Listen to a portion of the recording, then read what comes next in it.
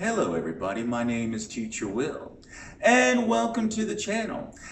Our next featured guest for Insight, I will let the person introduce themselves, but you might ask the question, what is the purpose for doing Insight videos? What is Insight and how can it help me learn English? Well, Insight is a deeper appreciation of something or someone. So if you like these types of videos, Insight, click on that notification, click on the subscribe button. Why? Because this is the place where you and we learn together. So you ready? Our next featured guest for Insight is a wonderful individual. I am honored to call them my colleague and friend. So, without further ado, please introduce yourself. Hello everyone! First things first. Thank you, Teacher Will, for inviting me to be part of this amazing project of yours that it's called Insight. I am humbled and honored, and I'm more than happy to share with you what Insight means to me.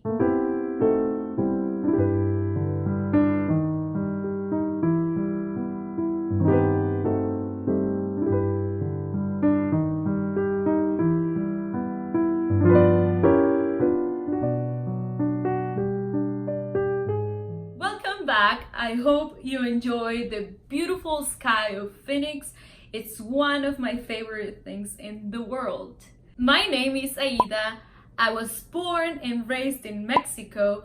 I am an English teacher. I've been teaching for over 10 years, online and face-to-face. All right, now, Teacher Aida, I have lots of questions for you. What is your favorite movie? The original title of my favorite movie is El Laberinto del Fauno. It's a Spanish movie, and I think that the name in English is Pan's Labyrinth. I really enjoy this movie because it includes all the elements that I like in a movie. It's a thriller, it has fantasy, books, just everything that I like. What time do you wake up in the morning? I usually wake up at 4 in the morning. I know it sounds crazy, but as I said before, I am an online teacher and my first class starts at 4:30 in the morning with Russian students. What's your favorite color? My favorite color is pink.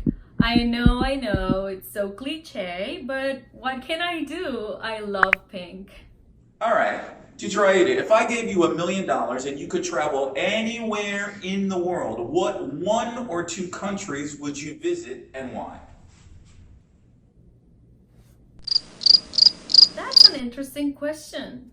So there's 2 places that I would really like to visit. The first one is Poland because of its history. I'm really fond of reading stories that happened during the Second World War, stories that has to be with the concentration camps, and I think it will be very interesting to see with my own eyes where all those stories that I have read of took place. The second one is not a country, in fact covers several countries within Africa, and it's the Sahara Desert. Just because I love the desert, I really do. In my opinion, the desert is one of the best places on earth to stargaze. On top of that, the sunsets are stunning. Also, the culture is really interesting and the food looks delicious. All right, Teacher Aida, why did you become a teacher? You know, I have always had a passion for people and for helping others. To me, the best part of being alive is being able to help others achieve their dreams. So teaching has provided me the opportunity to do everything I love, and why not getting paid for it? Kidding. In all seriousness, teaching has made my dreams come true. All right, now Teacher Aida, you teach online, you teach face-to-face. So here's a question for you. If I wanted to become a teacher, let the people know what skills or attributes are necessary to become a teacher. Or better yet, in your opinion, what makes a good teacher? Well, that is an excellent question right there. I think that apart from the obvious skills related to knowledge and things of that nature, a good teacher should be patient, passionate about what they teach, and compassionate towards their students. And why not? A good teacher should be funny and enthusiastic. A good teacher should be like me. Nah. Teacher, help me. I want to improve my vocabulary. What can I do? OMG, Teacher Will, you hit the nail on the head. Yeah, that's how the idiom goes, right? Okay, I guess. Yeah, you hit the nail on the head because I get this question on daily basis. Like every day I get DMs asking me how to improve the vocabulary. I'm going to share my secret with you. This is what has helped me improve my vocabulary, and it is so simple. It's flashcards. If you don't know what a flashcard is, I actually brought one with me. It's basically a small piece of paper like this. On one side, you're going to write the word that you are trying to learn. And on the other side, you are going to write the meaning of the word. So what you're going to do with these flashcards, because it's just a small piece of paper, you can take them with you wherever you go. Let's say that you're waiting for the bus, or you are on the bus, I don't know, on your way to school or to work, wherever you are, you can pull out your flashcards and start studying. There's two ways to do it. The first way is see just one side of the flashcard, like inside, and try to define the word. Try to explain the word. Or you can do it the other way around. You read the description of the word and try to guess what the word is. But if you're more into technology, there are several apps you can use to make flashcards on your phone. My favorite one is Quizlet. So check it out and tell me what you think of it. Teacher Aida, I need your help. I'm shy. I want to be a better speaker. Tell me what I need to do to become a better speaker. That's another question that I get all the time. Let me make a nice statement. Great achievement always requires great sacrifice. If you're not willing to step out of your comfort zone, you will never be able to overcome your fear of speaking. So, acknowledge your mistakes, work on them, but don't let your mistakes define you. What should I focus on? Fluency or accent?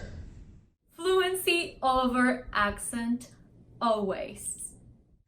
Okay, here's a question for you. What are some of your favorite English words? Okay, there's this one word that I really like because of its meaning and also because of the way it sounds, and it's resilience. Resilience is the capacity to recover quickly from difficulties. And do you have a favorite idiom? Okay, idioms. Again, all right, so my favorite idiom is fake it till you make it. Because I think that it describes my entire life. Okay, social media. You're the queen of social media. Tell me, what do you like about social media and what don't you like about social media? What I really like about social media, I think it's what everyone else likes. That social media gives you the opportunity to connect to other people from all over the world that otherwise it wouldn't be possible. On the other hand, because social media is everywhere and you have access to social media 24/7, it makes you somehow disconnect from the real world. And it also can become an addiction. And another thing that I don't like about social media is how vulnerable you are. Okay, Teacher Aida, here's a question. What's a video that you've always wanted to make, but you never had the opportunity to make it yet? Honestly, Teacher Will, I always do what I want. So there's not such video. Okay, I want you to be honest, Teacher Aida. I want you to be honest. How would you describe Teacher Will? Uh-oh, let's see what her answer is. Describing Teacher Will. This is my favorite question, so let's get started.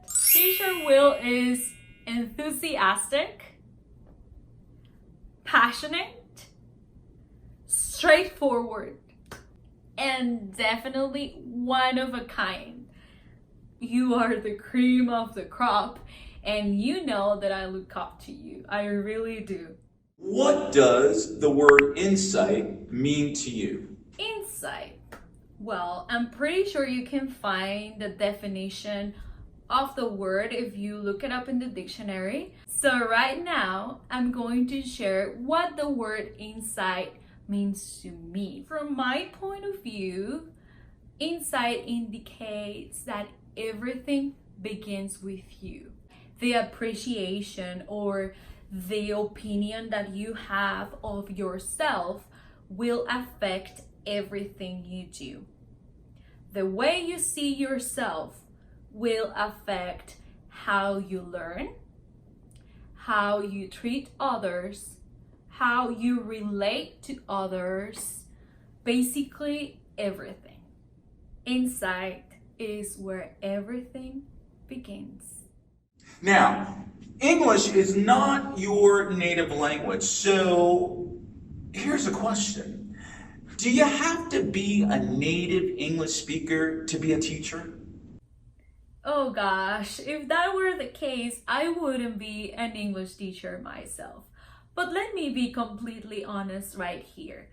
I have had a lot of people telling me that I shouldn't be an English teacher because I'm not an English native speaker.